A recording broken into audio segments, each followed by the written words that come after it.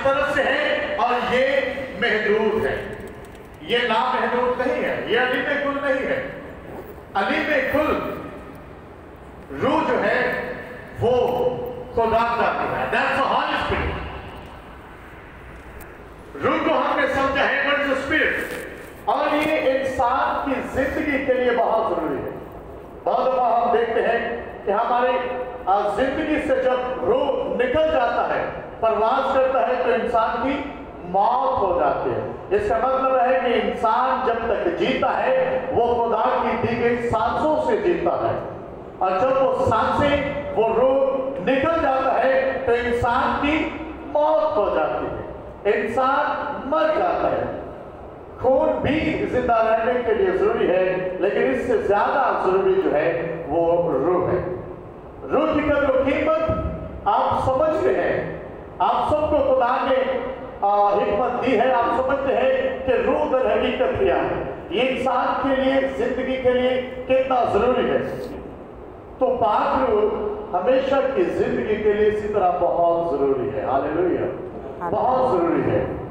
What is the Holi spirit? पहली दफा पाक रूह जमीन के ऊपर जुम्बिश करता हुआ बाइबल में नजर आता है। हालेलुया।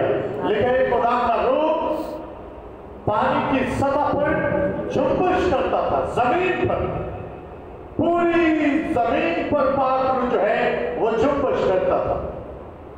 पाक रूह चलता नहीं था। जुम्बिश करना मतलब कि हवा में सैर करता था। हालेलुया, ये जुम्बिश करता था। हवा में सैर करता है।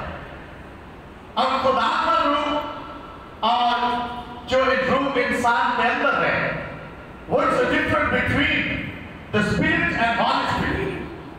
खुदा के रूह के और जो इंसान को महदूद रूह बख्शा गया है, व्हाट इज द डिफरेंस?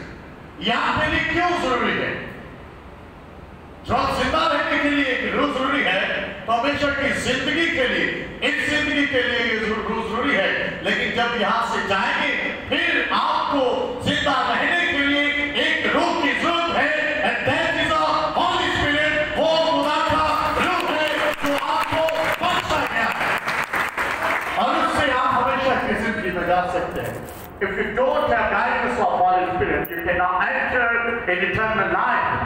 जब खुदा का रूह आपको गाइड नहीं करता, आपको समझाता नहीं, तो फिर हमेशा की जिंदगी में आप नहीं जा सकते।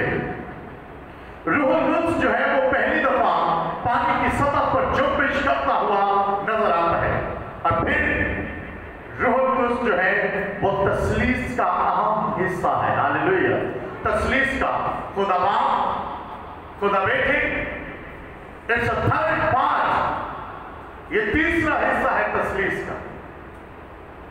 खुदा बाप, खुदा बेटा और खुदा रूह कुद्स, इनकी सोच एक, ये तीन पर्सनैलिटीज हैं। इनकी सोच एक, इनका ख्याल एक, इनका प्लान एक, इनका इरादा एक, इनका मकसद एक। ये आपको हमेशा की जिंदगी में पहुंचाने के लिए अहम किरदार अदा करता है। That's the Holi spirit. ये खुदा का रूह है जो आपका हेल्पर भी है, वो आपका एडवोकेट है, वो आपका उस्ताद है, आपका टीचर है। और पाक रूह को बयान करने लगे तो मैं कहता हूं बहुत लंबा ये चैप्टर है। इसको जब बयान करने लगे तो पाक रूह को बयान करना, मैं कहता हूं किसी इंसान के बस की बात नहीं। जैसे खुदा को, क्योंकि ये तस्लीस का अहम हिस्सा है, यीशु को, खुदा को और पाक रूह को बयान करना बहुत वसी टॉपिक है। लेकिन मैं मुख्तसर तौर पर आपको बता रहा हूं, रूहुल कुद्स काम करता है। रूहुल कुद्स आपकी जिंदगियों में काम करता है। जब आप नहीं थे तब भी रूहुल कुद्स काम कर रहा था। जब खुदा कहता कि हो जा, तो कौन करता था? रूह ही था जो जाकर सब कुछ उसी टाइम करता था, क्योंकि रूह खुदा के ऑर्डर से पहले जमीन पर मौजूद था और वो जमीन को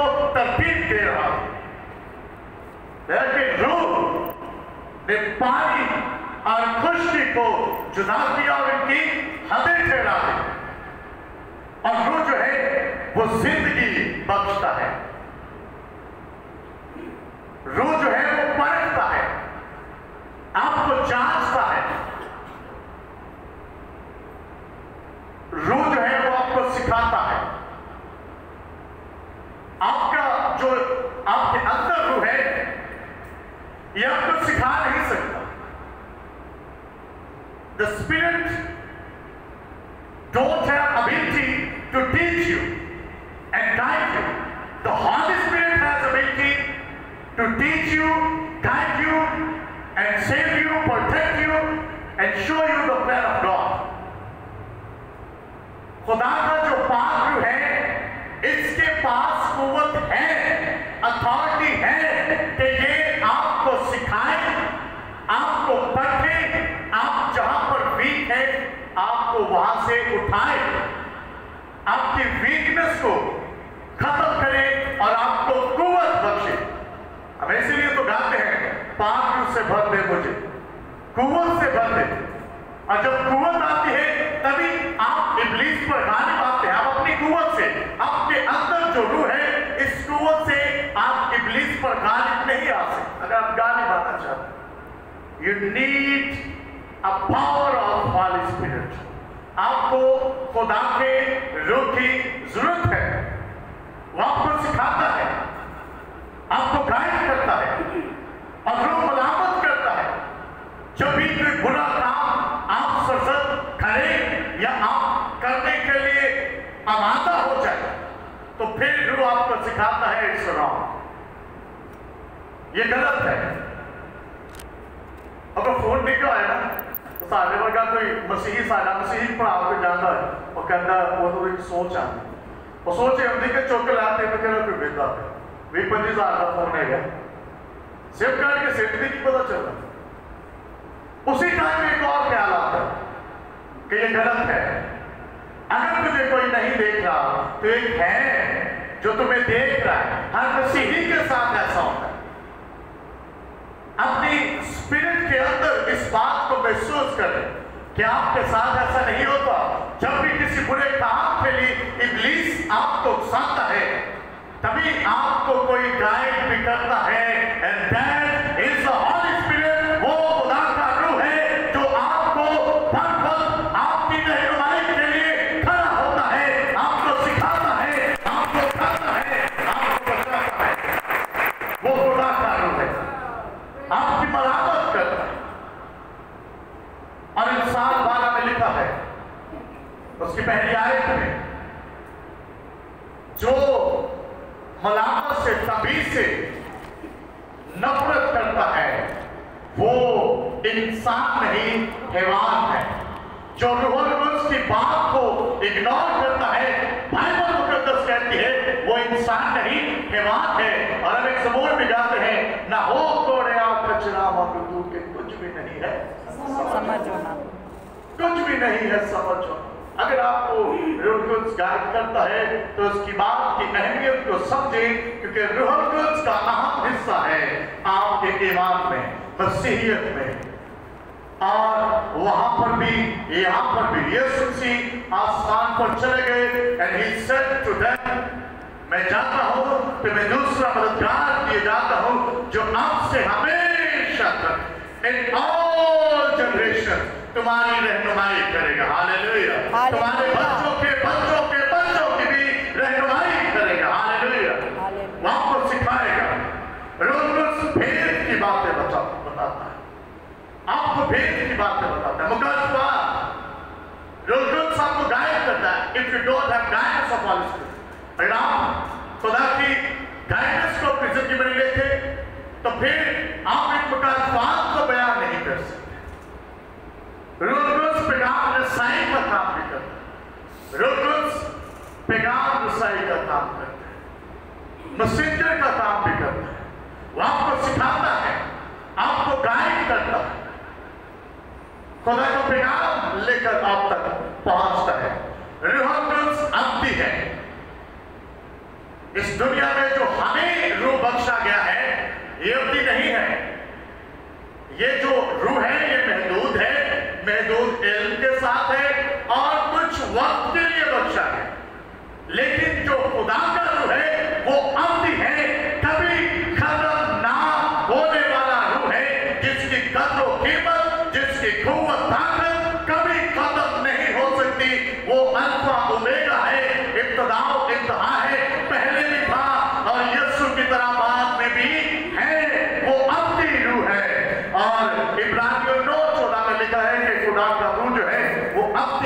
सच्चाई का रूह है। यूहन्ना की इंजील उसका 16वां बाब उसकी 13वीं आयत में लिखा है कि सच्चाई का रूह है। खुदा का रूह जो है सच्चाई को पसंद करता है और ये सच्चाई का रूह है। और खुदा का रूह जो है ये मोहब्बत से भरता है। ये आपको मोहब्बत पर फर्ज है और हमने इस बात को समझना है कि खुदा हमें मोहब्बत से भरना चाहता है। खुदा का रूह पकीज़गी का रूह है। रोमी 1:4 में लिखा है कि ये जो रूह है ये पकीज़गी का रूह है। ये नापाक जगह पर नहीं उतरता बल्कि इसके लिए तैयारी होती है। तैयारी मीन्स कि हमने होस्ट करना है। होस्ट करना आप कह सकते हैं कि किसी को वेलकम करना। होस्ट का काम होता है वेलकम करना। तो पाक रूह तब तक नहीं आता जब तक आप इसको होस्ट नहीं करते, आप इसके लिए अपील नहीं करते, आप इसको वेलकम नहीं करते। और इसके लिए बैप्टाइज होना भी बहुत जरूरी है। नई पैदाइश का तजुर्बा हासिल करना भी बहुत जरूरी है। पुराने अहदनामा में रूह कुद्स सबसे पहले पानी की सतह पर जुम्बश करता हुआ नजर आता है। ये रूह है, ये किसी के अंदर आकर भी काम कर सकता है। आप जानते हैं कि जब इंसान को बनाया गया, गौर से सुनिएगा, तो इब्लीस ने हव्वा को और आदम को वर्गलाना था। इब्लीस भी स्पिरिट था और उसको जरूरत थी बॉडी की, काम करने के लिए किस चीज की जरूरत थी? बॉडी की, जिस्म की। तो उसने क्या किया? उसने देखा और वो सांप में समा गया। उसने सांप के अंदर समा गया और वहां से हवा से कलाम करने लगा। कितने दिन? बाइबल खामोश है। कितने महीने? बाइबल खामोश है। लेकिन लिखा है कि वो हवा को वर्गलाने लगा, उससे बात करने लगा। लिखा है कि बाबत ये कहा गया है कि दरख्त का फल न खाने, दरख्त की बाबत कहा गया, झूठ है। तुम तो खुदा की मानद बन जाओगे। तुम्हारा ये जो रूह तुम्हारे अंदर है ये महदूद इल्म वाला है। इब्लीस भी यही आकर कहता है कि तुम्हारा अंदर जो रूह है ये महदूद इल्म वाला खुदा ने तुम्हें दिया। और अगर तुम इस फल को खाओगे तुम्हारा जो रूह है वो अलीम में कुल हो जाएगा। तुम अच्छाई बुराई का जो है वो हिसाब किताब रखो। हाँ, अच्छाई बुराई की समझ तो शायद उनको आ गई, लेकिन उसके साथ साथ जो कवरेज पहला कानून था उसको तोड़ दिया गया। नए पहले आहद को जो खुदा ने आदम और हवा के साथ बांधा था कि तुमने ये काम नहीं करना, वो जब काम किया उस कानून को, उस लॉ को तोड़ा गया, तो फिर नाफरमानी आई। और नाफरमानी जब भी आई उसकी सजा मिली है।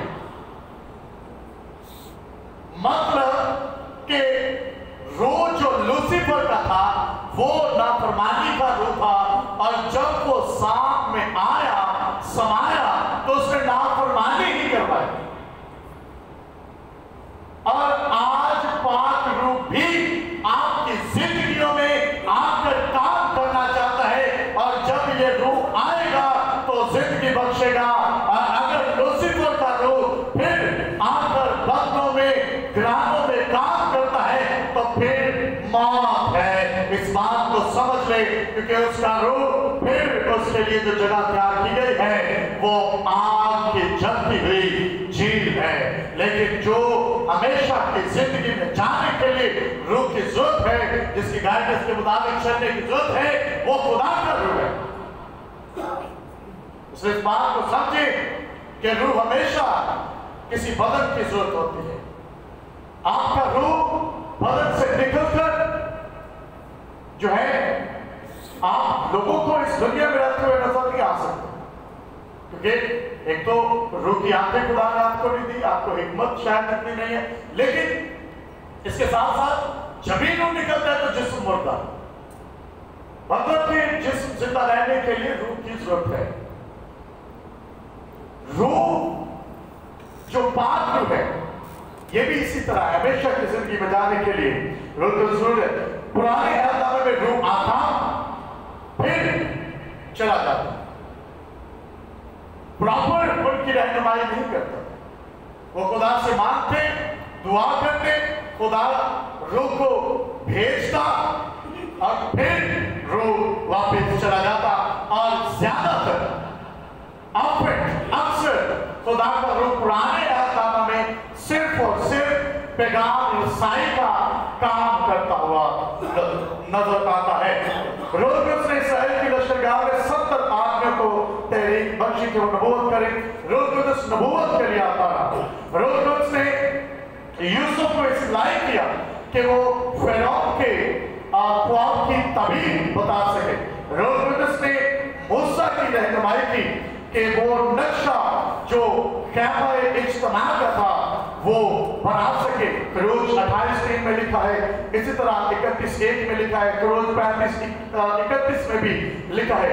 रोज यीशु पर आता रहा, रोज एलिया के बुलाने पर खुदा से आता रहा, रोज अलीशा पर आता रहा, दाऊद पर भी उतरा, अज़रिया पर उतरा, ज़करिया पर उतरा, मीका पर उतरा, इसी तरह हिजकियेल पर उतरा, दानियेल पर उतरा, यशायाह पर उतरा, यिर्मयाह पर उतरा, योएल पर उतरा, यूहन्ना, यूना और इसी तरह और पुराने अहद में जो नाम है इन पर रूहुल कुद्स उतरता रहा।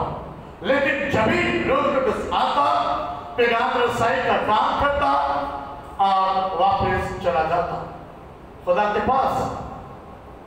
लेकिन उसके बाद रूहुल कुद्स नए अहद में मुकद्दसा मरियम पर उतरता है कि जब भी मुकद्दसा मरियम अपनी बहन अलिशबा के यहाँ जाती है तो जब भी वो सलाम करती है, द स्पिरिट, उसके अंदर जो स्पिरिट था वो रूहुल कुद्स था और वो यीशु मसीह था और वो स्पिरिट था।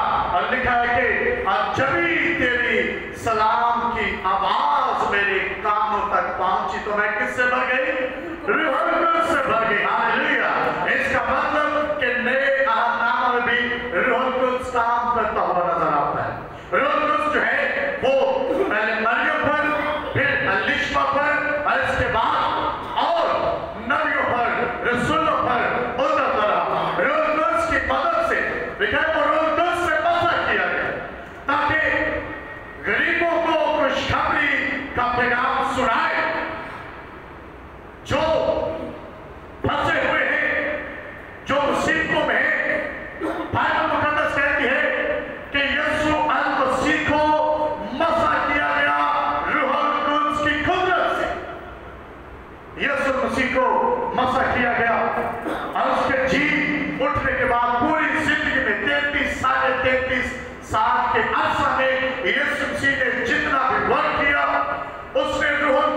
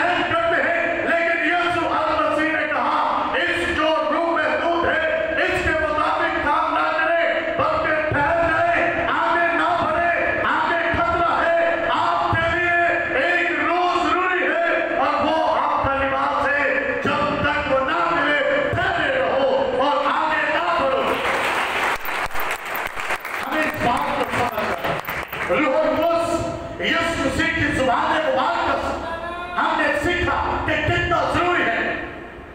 और जब रोक दिया जाता है, स्टॉप, आदमी को जब बाहर मिलती है ना, और जब कैप्टन मेजर जनरल जो भी उस वक्त उनको गाइड करता हो, ऑन ड्यूटी हो, जब उसको कमांड करता है कि स्टॉप, रुक जाओ यहाँ पर, दैट मीन्स कुछ ना कुछ तो है, कुछ खतरा तो है कि रोका क्यों गया।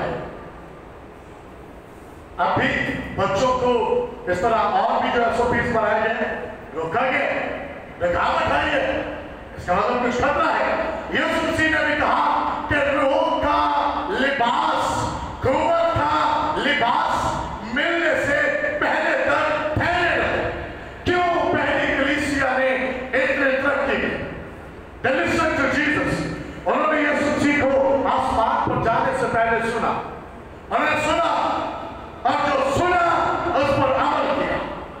अमल नजर लेकिन ईमान बगैर अमल के मुर्दा है। वो वहां पर घूमते नहीं फिर कैसा आगे देते उनकी गांधी बात नहीं भी, यीशु जी उठे, आओ जाकर वो काम दसी, लेकिन वो ठहरे रहे। अमल की किताब में सब देखिएगा, अमल की किताब उसका पहला बात उसकी आंख में आए, किताब मुकद्दस में यू मरकूब है, लेकिन जब रूह कुद्स तुम पर नाज़िल होगा तो तुम कुव्वत पाओगे। हालेलुया, हालेलुया, आगे बजाते रूह कुद्स को यहाँ पर मौजूद है। जो आज हम रूह को सीख रहे हैं, बहुत कुछ सीख रहा हूँ, लेकिन मुश्किल नहीं है, इतना मुश्किल नहीं है। रूह कुद्स तो आपके लिए आसानियां पैदा करता है, तो खुद कैसे मुश्किल हो सकता है? वो तो खुद आपकी जिंदगी में आप पर काम करना चाहते हैं, बस आपने उसको होस्ट करना है, आपने उसको होस्ट करना है, वेलकम करना है। और लिखा है कि जब रूह कुद्स तुम पर नाज़िल होगा तो तुम कुव्वत पाओगे, कुव्वत पाओगे। इसका मतलब कि यीशु ने कहा कि ठहर जाओ, आपके पास कुव्वत का लिबास, कुव्वत नहीं है, रूह अभी आपको गाइड नहीं कर रहा। इसका मतलब कि पहले जो इंसान जिंदगी बसर कर रहे थे वो अपनी हिम्मत के मुताबिक कर रहे थे। अभी यीशु ने कहा कि जो मेरे बिलीवर हैं वो इस बात को समझे कि दुनिया के आगे तो सलीब या रूह तो कुछ नहीं रखता, लेकिन आप जो मसीही हैं, आपके ईमान का ये बुनियादी हिस्सा है, इट्स अ गिफ्ट, ये आपकी स्ट्रेंथ है, मजबूती है। और जब तक रो देंगे आप ईमान रखते भी हैं कि यीशु खुदा का बेटा हो तो कुछ फायदा नहीं, पाक रूह और इसके साथ साथ उसके गाइडेंस के मुताबिक चलना। यीशु ने तो कहा कि ठहर जाओ, आगे ना बदलो कि खतरा है कि उधर रोक गए, वो कर गए, क्यों रुके भी नहीं कि कहा बैठ के फिल्मा टीवी में दे रहा, तब तो नहीं थे, कोई और एक्टिविटीज भी होती हैं, और रुके भी नहीं खुशी दे वो क्या कर रहे हैं, लेकिन वो दुआ में मशगूल थे, सरगर्म थे। इब्तदाई कलीसिया, जब कलीसिया का आगाज हुआ तो वो 4 कामों में सरगर्म थे, तब रूह कुद्स उन पर नाज़िल हुआ। जब कलीसिया की, चर्च की बुनियाद रखी गई तो यीशु ने कहा अब ठहर जाओ, मैं आपको कुव्वत का लिबास दूंगा। यीशु ने ये नहीं कहा कि जाओ रूह मिल गए तो टूट जाओ। He was watching that. यीशु ने तो देखा कि ये कितने हम्बल है, हम्बल होना बहुत जरूरी है और उसकी कौन को लगता, लेकिन जो फ्रोतरी के साथ उसके कभी हाथ के नीचे ठहरे रहो, वो ऐन वक्त पर आपको सरफराज करेगा। अगर आप बात फिरते हैं, अगर आप बात फिरते हैं कि खुदा मुझे सरफराज करे, वो जानता है हम किन चीजों के मोहताज हैं। हमारे घर में क्या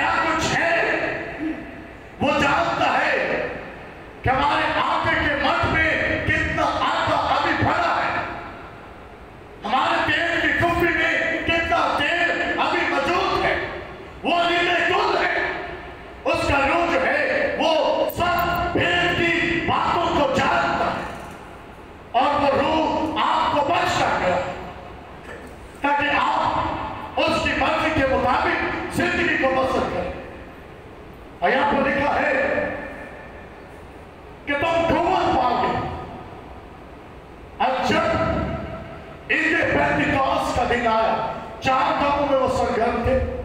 जब इधर पेंटिकॉस्ट का दिन आया तो सब एक जगह कितनी जगह? एक जगह जमा थे। मतलब एक में किसी ने सोच इधर को जा रही तो किसी इधर को जा रही, मैंने तौर पर भी एक थी। We are एक, we are one, हम एक हैं। जब मसीह एक है, खुदा रूह एक है, खुदा बाप एक है, तो फिर हम उसकी जो बॉडी है हम भी एक है।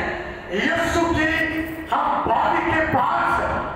ये हाथ उतार कर फेंक दे तो ये मुर्दा हो जाए। जो थालियां यीशु के साथ बेबस रहेगी वही फल लाएगी। यीशु मसीह ने कहा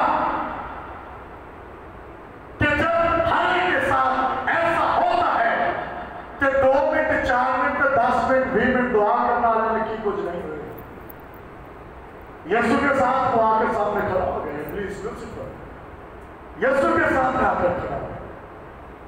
वो आपके सामने शायद फिजिकली आकर खड़ा ना हो, लेकिन आपके सामने ऐसे से पैर रख देते हैं। आप सोचने पर मजबूर हो जाते हैं। पैसा आ रहा है, चल कोई गल नहीं, पैसा तो आ रहा है, काम से मुझे बुराई की तरफ कलीसिया बढ़ रही है, लेकिन रूहुल कुद्स खुदा का रूह जो है वो आपको गाइड करना चाहता है। अकेले वक्त है लिखा है मुकाम में किताब उसका 22वां बाब और उसकी आखिरी आयत में लिखा हुआ है कि देख मैं जल्द आने वाला हूं और हर एक के काम के मुताबिक, जो रूह के मुताबिक चलते हैं और जो रूह के मुताबिक नहीं भी चलते, और उन सब के लिए अजर देने के लिए किसके पास है? यीशु ने कहा मेरे पास है। वहां किसी की तरफदारी नहीं है। वो सब एक जगह पर जमा थे, एक जगह पर जमा थे और क्या कर रहे थे? लेकिन वो दुआ कर रहे थे और आसमान से ऐसी आवाज आई जैसे जोर की आंधी का सन्नाटा होता है। ऐसे आवाज सुनाई दी। लिखे कि जुबानें आग के शोले जो है वो उनको दिखाई दे रहे कि आग के शोले आ रहे। Literally the sparks of fire वो आ गए और वो आकर हर एक के ऊपर ठहरे, और जिनके ऊपर ठहरे वो गैर जुबान बोलना शुरू कर। Hallelujah. That's a spirit, that's a power of Holi spirit. खुदा के रूह की ये कुव्वत है। लेकिन कि आग के शोला किसी भक्ति हुई जुबानें उनको दिखाई दी और वो सब रूहुल कुद्स से भर गए। हालेलुया। आज कितने हैं जो रूहुल कुद्स से भरना चाहते हैं? इसके बाद मैं आपके लिए दुआ भी करूंगा। इधर पेंटिकॉस्ट का दिन जो है ये यहूदियों की ईद, ये इसको हफ्तों की ईद भी कहा जाता था। इसी तरह इसको फीस्ट ऑफ हार्वेस्ट, फसल की कटाई की ईद भी कहा जाता था, या फीस्ट ऑफ वीक्स, हफ्तों की भी इसको कहा जाता था। अब पेंटिकॉस्ट जो वर्ड है ये इब्रानी जुबान का लफ्ज है और इसका मतलब है 50वां दिन। जब यीशु मसीह इधर फसल पर कुर्बान हुए तो उससे 50वां दिन कटाई कर, और ये जून की पहली डेट या मई की लास्ट डेट से आता है। और हम फसल की कटाई ये हफ्तों की ईद नहीं सेलिब्रेट, हम इधर पेंटिकॉस्ट को इसलिए सेलिब्रेट करते हैं कि ये नई कलीसिया का आगाज है। यहां से कलीसिया को कुव्वत मिली, चर्च को बिल्डअप किया गया। बिल्डिंग नहीं बनी, लेकिन चर्च लोगों से होता है। 120 की जमात ठहरी रही, खुदा यीशु मसीह की कॉलिंग को लिया और उस पर अमल करते रहे, ठहरे रहे, और जब निकले तो 3000 लोग जो हैं वो पहली दफा कलाम सुनने से यीशु पर ईमान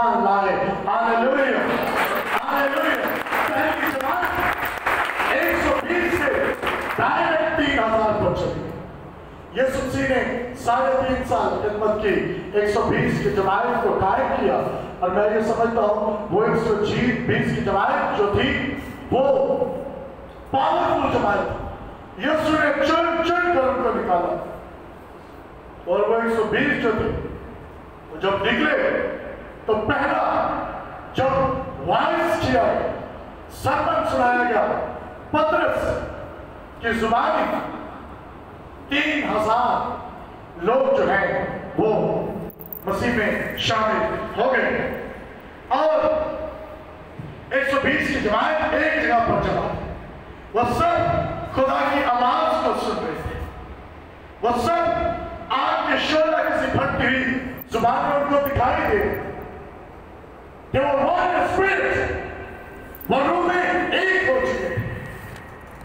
एक की सोच इधर और एक की इधर नहीं जा रही। तब तक रूह नहीं आता जब तक हमारी सोच इधर या इधर जाए। जब तक यीशु को खुदा को फॉलो नहीं करेंगे, दुआ नहीं करेंगे और रूह के लिए भूखे और प्यासे नहीं होंगे, रूह को उसको होस्ट नहीं करेंगे, वेलकम नहीं करेंगे, रूह आपकी जिंदगी में नहीं आएगा। इस बात को समझे कि रूह को अगर आप हासिल करना चाहते हैं तो फिर एक हो जाए। रूह पाक है, पाक जगहों पर रहता है और आपको पाक करने की कुव्वत और ताकत रहती है।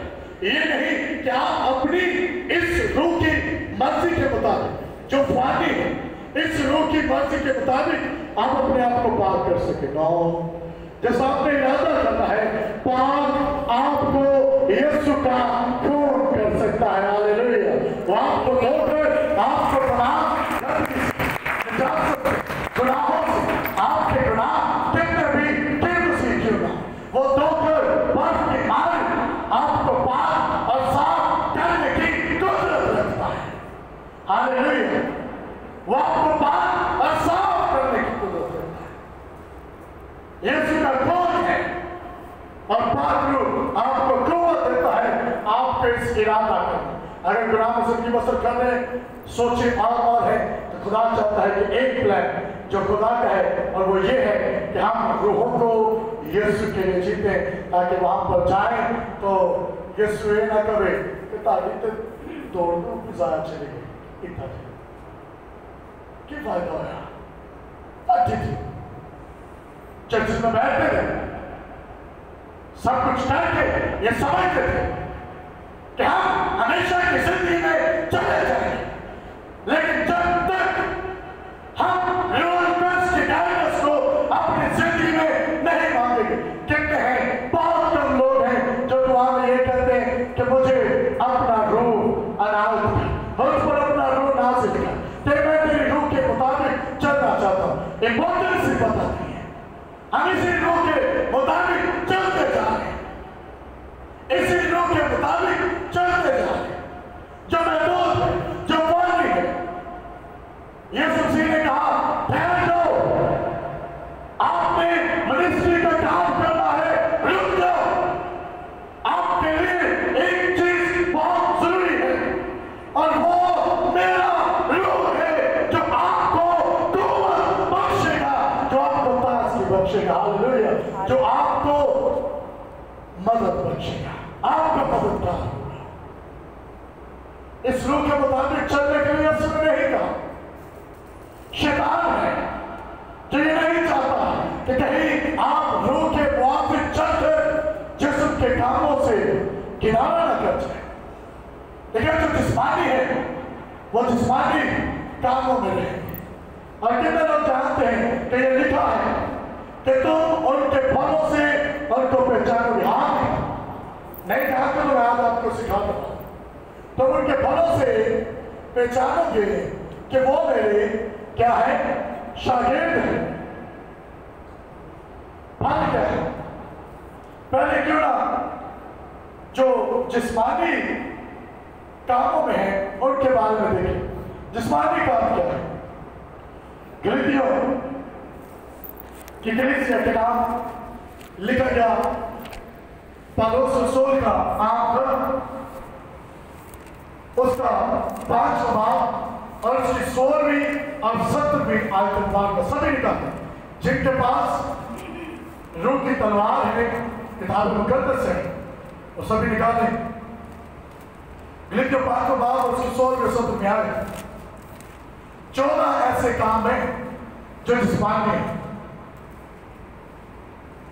9 रूह कुद्स के फल हैं और 8 रूह कुद्स की नेमतें, लेकिन 14 जिस्मानी ऐसे काम हैं जो आपको कहां जाने से रोकते हैं। आइए देखते हैं, अगर इनमें से एक भी है तो हमेशा की जिंदगी खतरे में है। देखें फिलिप्पियों 5वां बाब और उसकी 16वीं और 17वीं आयतें मुबारक। मगर मैं ये कहता हूं कि रूह के मुताबिक चलो, रूह को से मैं रूह के मुताबिक नहीं, हॉली स्पिरिट के मुताबिक चलो तो जिस्म की ख्वाहिश को हरगिज़ पूरा ना करोगे, क्योंकि जिस्म रूह के खिलाफ ख्वाहिश करता है और रूह जिस्म के खिलाफ, और ये एक दूसरे के मुखालिफ है, ताकि जो तुम चाहते हो वो ना करो। जो आप चाहते हैं, आप हमेशा की जिंदगी में जाना चाहते हैं, जिस्मानी काम आपको रोकते हैं। 19 में आए, अब जिस्म के काम तो जाहिर है, यानी हराम का, पहला का नापाकी, शहवत परस्ती, बुत परस्ती, दौलत के जो पीछे भागते हैं वो भी बुत परस्ती है, जो और मबूदों के पीछे भागते हैं बुत परस्ती। दर हकीकत हर एक वो चीज जो खुदा से ज्यादा आपकी जिंदगी में अहमियत रखती है वही बुत परस्ती है। चाहे वो कोई ड्रामा शो है, टीवी है, चाहे आपका फोन है, चाहे आपका कोई ऐप है, टिकटॉक है, पबजी है, और गेम्स है, कुछ भी है, टीवी शो है, कुछ भी है जो खुदा से ज्यादा, चाहे कोई इंसान जो खुदा से ज्यादा आपकी जिंदगी में अहमियत रखता है, यही बुत परस्ती है। खुदा फर्स्ट प्रायोरिटी चाहता है। जादूगिरी, अधापते, झगड़ा, हसद, गुस्सा, तफरीके, जुदाइयां, बिरते, बगस, बिरते, जुदाइयां, जुदाई की spirit, the spirit of separation, खुदा से बिलोंग नहीं करते। ये जुदाई का जो रूह है, ये खुदा की तरफ से नहीं है, ये कोई और रूह है जो जुदाई को डालता है, जुदाई को पैदा करता है। बिरते, बगस, नशाबाजी, हसद, नाच और इनकी बात आगे चलकर बड़ी इंपॉर्टेंट बात है। ये 14 था, ये और इनकी बात, और किसी का कत्ल करते, चोरी करते, बुरा सोचते, बुरा करते, बुरा कर दिया, हो गया, माफी तो है, लेकिन आगे भी करेंगे तो उसकी सजा बना क्या लिखा है। इनकी बातों को मैं पहले से कह देता हूं, पहले बता देता हूं, अगर हमेशा की जिंदगी में जाने के मुंतजिर है तो पहले जता देता हूं कि पेशतर जता चुका कि ऐसे काम करने वाले खुदा की बादशाही के वारिस नहीं होंगे। लम्हा फिक्र, अगर इनमें से कोई एक भी काम है, ये नहीं लिखा यहाँ पे कि एक काम कर लो तो छोड़, चलो 5 कर लो 14 दिन, तो 2 कर लो, ये नहीं लिखा।